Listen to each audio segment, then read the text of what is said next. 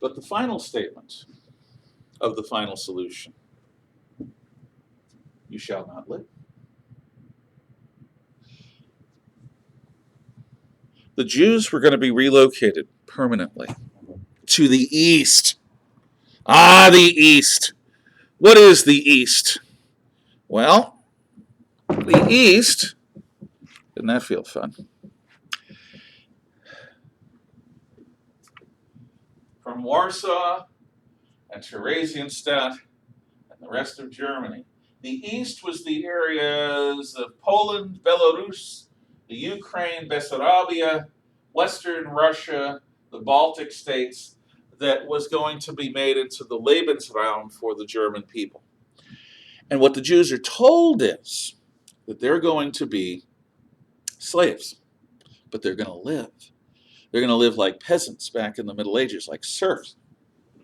But they're going to live.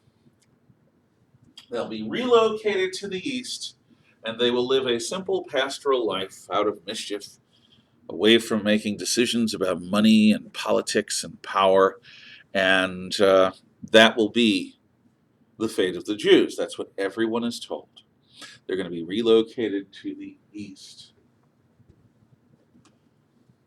Before we get into the forms this relocation will take, since we are a people obsessed with words and names, let's look at how can you name that which is unnameable? How can you describe that which is literally indescribable, that defies the ability to describe?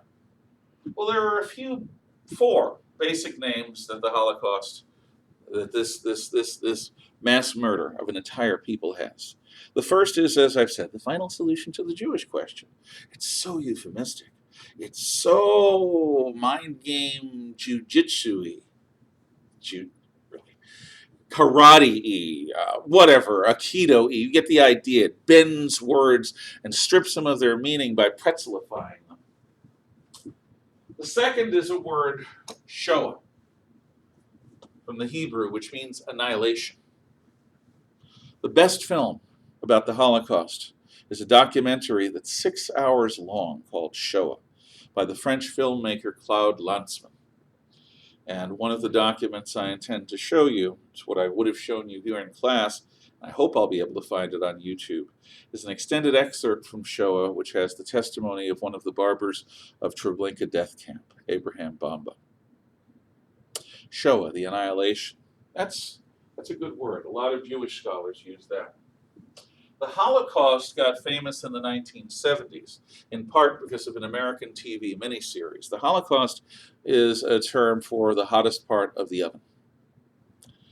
And then, of course, there is just a new neutral word that's developed strictly for this after World War II.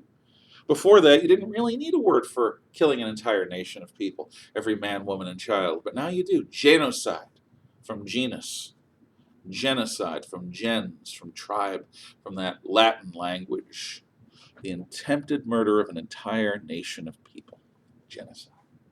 And that's what it is. But Hitler calls all of this political warfare. Political warfare in World War II. So, let's see what forms this political warfare will take. We're feeling very mobile this afternoon. When Hitler is about to invade Russia, I told you about the meeting that he had with his senior officers, that if they had a problem with what his political soldiers were doing, that they'd better stow it, because this is a war of civilizations. Things are going to happen in this war that aren't necessarily as they taught at Zussen. Zussen is the Prussian and later German version of West Point, where army officers are trained. So, as the Wehrmacht, the German war machine, marches into the Soviet Union, following them closely are a group of SS men with death's head insignias on their caps and on their collars. These are called Einzatzkommandos. Einzatzkommandos, and their units are called Einsatzgruppen. Special squads for special political duty. What the Einsatzkommando would do when they arrived at a newly liberated Russian village is they'd ask, where are the Jews? And they don't have any trouble getting local Russians to tell them where the Jews are and who the Jews are. And so they separate out all the Jews. And they march the Jews out of the village into a nearby copse of trees or behind a hill or somewhere slightly just out of sight of the village, far enough away to be discreet, close enough so that if anyone really wants to know what happened to the Jews, they can find out. And then they have the Jews dig a trench, nice, deep, long trench. And after the few Jews that have heart attacks die and are tossed into the trench, everyone is told to line up with their backs to the trench. At which point, with the exception of a small crew or two that's left alive for a little while, the Einsatzkommandos aim down their iron sights and shoot every man, woman, and child, dropping them into the trench. The squad that's left alive then takes some powdered lye, which is powdered acid, and sprinkles it on the dead bodies, and then covers up the trench, except for a little bit, which they then are shot and dropped into, and then the Einsatzkommandos get the rest covered up, and they move on to the next village. Now, the greatest action, they're called actions. Oh, I love euphemisms. The greatest action of the Einsatzkommandos happens in Western Russia, at Babi Yar. There is a massive Jewish ghetto in this Russian city. And what the Einsatzgruppen do, what the Einsatzkommandos do, is they make a special preparation in a wood outside of town. They have paths. They've got a special sand pit all ready. And then slowly, they order street by street and house by house the emptying of the ghetto outside. And the Jews are marched out, and the men are separated from the women and children. And first the men are told to strip down. They're taken away from the women and children, strip down, put all your things neatly in piles, because they're Germans, neatly in piles, and they want to be able to harvest all of this loot and booty. And then these naked men are told to run, not walk, not stroll, not trot, but run down that path fast, as fast as you can, raus, now!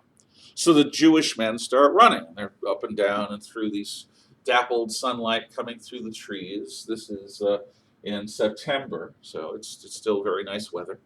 And they're all disoriented, but they follow the naked body of the Jew in front of them, and then they come to the sand pit. We'll come to that in a moment. They're gone. And then the women and children go through the same procedure. Disrobe, take everything off, all your jewelry, everything else, put it in neat piles, and take or carry your children. Run! So the women and children running as fast as they can through, up and over the hills and through the dales of this wood. And then they come to this bright area. Sun, they'd been under the trees, their eyes had adjusted, and now it's super bright, and you can barely see as the trail curves around this sand pit. And as they are running, following the Jews and the naked women and children in front of them, they hear tss, tss, tss, tss. And the Germans, the Einsatzkommandos, have MG-34 and MG-42 machine guns lined up across the sand pit. And as the Jews are running along the sand pit, they're dropping them. They're shooting them all with machine guns. And the sand pit, over a period of 2 days and 1 night, fills with the dead of this ghetto. I think it's about 50,000 people. That's the general population of Coeur d'Alene in the last census of 2010. However, the Einsatzkommandos are Hitler's truest believers. They're the SS men willing to do the jobs that nobody else wants to do. What's interesting is that these are not raving lunatics. They're not drunken Cossacks. They're not rapists. They consider themselves, are you ready for the horror? To be decent human beings. To be soldiers, ushering in a better tomorrow.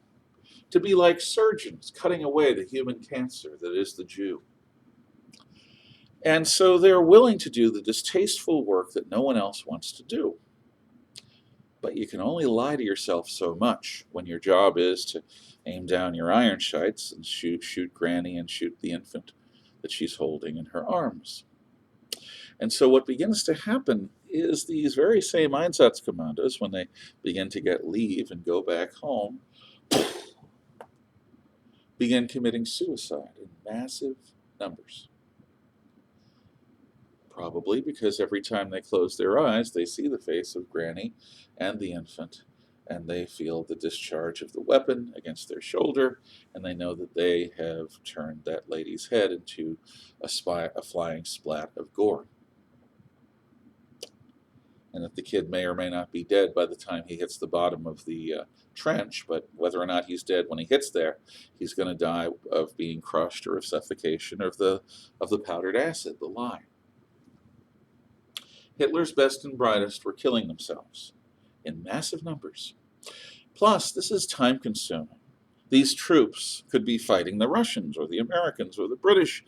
These troops are wasting bullets that could be used on enemy soldiers. This is unprofitable as well as very hard on your own men. What to do? So the problem of what to do to prevent more mass suicides of Hitler's most loyal will be the topic of next video.